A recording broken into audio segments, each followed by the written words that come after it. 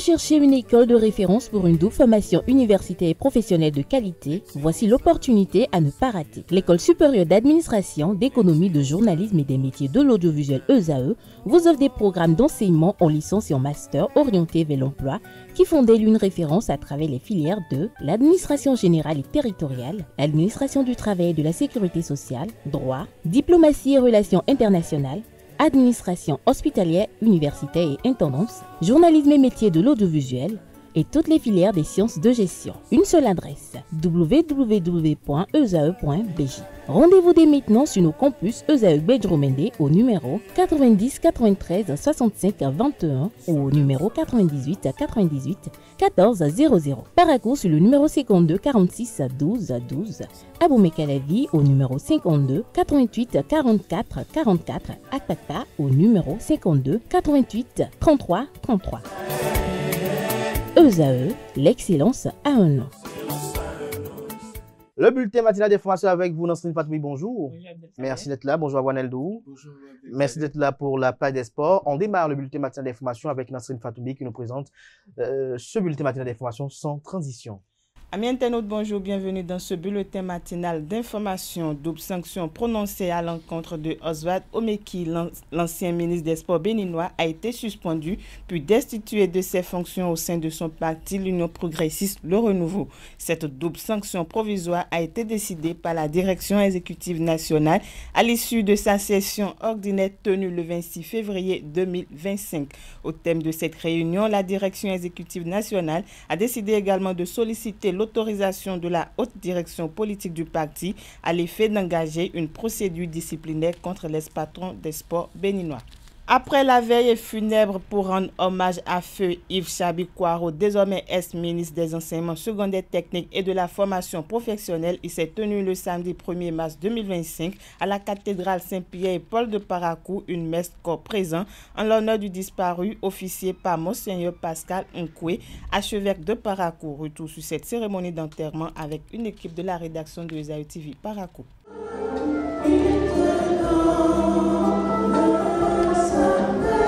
C'est dans la cathédrale Saint-Pierre-Paul de Parakou que parents, collègues, amis, autorités et anonymes ont rendu ce samedi 1er mars 2025 un dernier hommage à Kouaro Yves Chabi, ancien ministre de l'enseignement secondaire, de la formation technique et professionnelle, qui a perdu la vie dans un accident de la circulation le 20 février dernier à l'entrée de Parakou.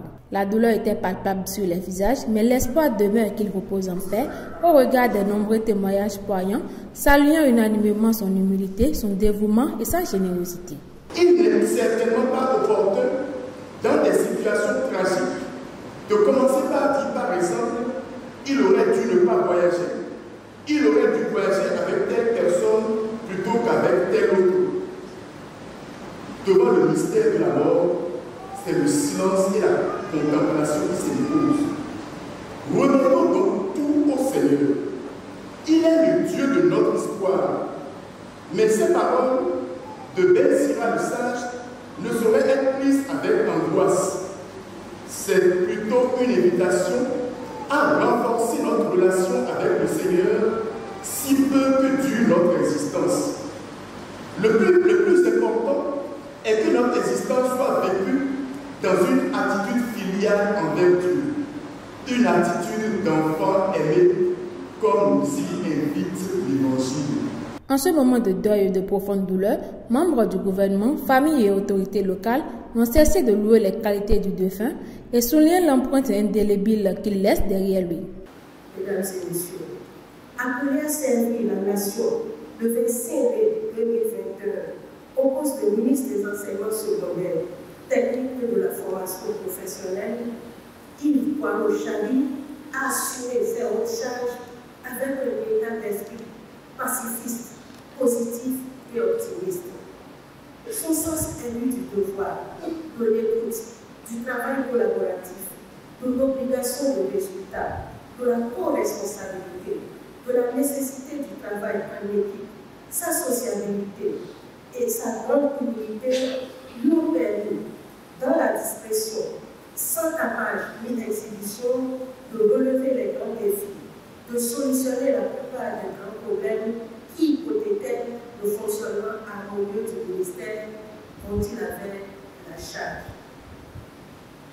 Homme affable, modéré, pondéré, aux antipodes des excès, des mesures comportementales, calme, avenant et empathique, serviable, il a su, par ses qualités morales et sociales, mobiliser tous les acteurs et usagers du ministère autour de leur commune mission. Le ministre Kwaro Yves Chabi s'est engagé en politique sur les traces de son royal père. Il militait au sein de sa famille politique avec détermination certes, mais aussi avec beaucoup de hauteur. Rien ne l'ébranlait. Quand bien même le siège de certains juges électoraux s'annonçait parfois courageux, pour lui, les seuls combats qu'on est sûr de perdre sont ceux qu'on ne mène pas. Avec son tempérament d'acteur politique modéré, mais de force conviction, il a su gagner l'estime et la sympathie de la plupart des formations politiques qui, sans tarder, ont témoigné de leur solidarité dans cette difficile épreuve, lorsqu'on est cher et arraché à notre affection. Dans ces diverses fonctions, le ministre Kwaro Yves Chabi a servi son pays avec une grande dignité et une loyauté sans équivoque, cherchant toujours à mériter la confiance de ses supérieurs et à réussir la mission qui lui est confiée. Il avait le sens de l'écoute, l'art d'observer et de comprendre ses collaborateurs dans leur grande diversité et leurs différences. Mesdames et messieurs, Kwaro Yves Chabi a fait le vrai combat. Il a présenté de bons résultats grâce au programme contenu dans le programme d'action du gouvernement, notamment à travers la stratégie nationale de l'enseignement et la formation technique et professionnelle. Humilité, disponibilité, écoute, service et partage, cette fulgurante ascension n'est rien tant que vous n'êtes pas en mesure de vous rendre utile à vos semblables, en mesure de répondre à ce besoin d'humanité. Voilà l'homme. Et c'est pourquoi ce qui devrait nous importer aujourd'hui, pour rester fidèle à sa vision, à l'heure du bilan de vie, ce ne sont point ces nombreux parsements obtenus au Bénin, au Canada, au Danemark et aux États-Unis, ni les titres reçus, mais cet héritage qu'il laisse à la postérité, ces valeurs que je viens de citer. Élevé à titre posthume au rang de grand officier de l'ordre national, Kwaro Yves Chabi a reçu les hommages mérités de la nation. Tombé les armes à la main, son œuvre restera à jamais gravée dans la mémoire collective. Paix à l'âme de l'illustre disparu. Après la messe d'enterrement du feu Yves Chabi Kwaro, quelques autorités et personnalités présentes à la cérémonie ont rendu un dernier hommage aux défunts, suivant leurs témoignages au micro de nos reporters. Avec tout ce que nous avions connu du feu ministre Yves Kwaro, tous les témoignages que nous avions entendus nous montrent que c'est un bon dirigeant, un bon leader. C'est un exemple d'humilité. Un exemple de compétence à imiter par la jeunesse béninoise. Yves était même l'expression de la dignité, l'expression du respect de l'autrui, l'expression même de l'humilité. C'est une grande tristesse et je crois que par la grâce de Dieu, le poste qu'il a laissé, ça ne serait pas vide. Et nous prions et invoquons le Dieu Tout-Puissant de garder sa famille, surtout ses enfants. Nous sommes attristés comme l'ensemble du pays et nous avons au niveau de notre parti voulu honorer la mémoire de ce digne fils et dire que autour des valeurs de ce genre, c'est la République qui est touchée. Et c'est ça que nous sommes venus démontrer ici. que son âme repose en paix et qu'il continue d'inspirer la jeune génération pour le bonheur de tous les Béninois. Le parti Les Démocrates a tenu, avec une forte délégation composée des cadres du parti ainsi que des honorables députés, a tenu à être présent pour rendre un hommage républicain de compassion à la nation, au président, ainsi qu'à la famille éplorée. Parce que nous savons les qualités que tout le monde magnifie aujourd'hui s'enracinent dans le fait que le ministre Yves Kouaro a été des années durant directeur des ressources humaines, et cela sous le régime du président Yahi Boni. Et nous savons également que toutes les qualités que nous magnifions aujourd'hui viennent du fait qu'il appartient à la grande communauté qui a vu naître notre héros national Kaba et qui a su, à cause de ses qualités d'amour de la patrie, de justice, de paix, regrouper toutes les ethnies de la Takura, les Bariba, les Wama, les Natemba, les Otamari, etc., pour défendre la patrie.